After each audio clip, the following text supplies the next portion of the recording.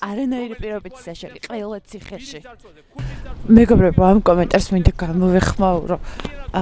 პრინციპში სამართლიანობა მოითხოვს აღინიშნოს, რომ საკმაოდ ისეთი სამართლიანი იყო ამ ადამიანის კომენტარი, რომ აქ ამ ვიდეოში რა თქვა ტყუილი ხო ამ განცხადებაში. გაჩნი როგორ შევხედოთ ხო, ყველაფერი ხო განიხილება მთლიან კონტექსტში, განსაკუთრებით პოლიტიკოსების მოღვაწეობა ხო? მათი საერთოდ პოლიტიკიდან გამომდინარე და მთელი ამ 9 წლიანი მოღვაწეობის საფუძველზე ხდება მათი ცალკეული კომენტარების შეფასება ხო?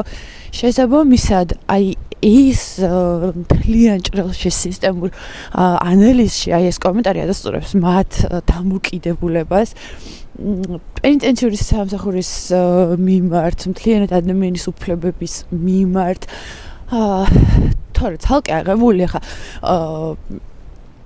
და მეორე ფაქტორია კიდე რა რომ მაგალითად რა ჩაუნათვალი აქვს ხო ბინის ძარცვაზე, ქუჩის ძარცვაზე, ჯიბგირობაზე, ნარკოტიკების შენახვაზე ვიღაცამ შეიძლება იფიქროს რომ ხო განსაკუთრებით ეხა ადრეულ 2000-იანებში საკმაოდ ისეთი რთული ვითარება იყო რაღაც თვალსაზრისით და შეიძლება გარკვეულ შემთხვევებში სასჯელის გამკაცრება, თუმცა სასჯელის კვლევები აჩვენებს და მონაცემები აჩვენებს, რომ სასჯელის გამკაცრება ესე მარტივად ცალსაღაც არ ამცირებს დანაშაულს და ზოგადად სასჯელს აქვს რამოდენიმე დანიშნულება, მხოლოდ ის არა რომ ადამიანი დავსაჯოთ, ანუ ასე ვთქვათ სამართლიანობა აღდგეს ხო ადამიანმა აგოს პასუხი, ანუ სასჯელ დასჯას და დაპატიმრებას უბრალოდ აქვს კიდე სხვა დანიშნულებები. ეს არის რესოციალიზაცია ადამიანის, ეს არის დანაშაულის პრევენცია იმ თვალსაზრისით, რომ სხვებისთვის იქნება მაგალითის მივცემი,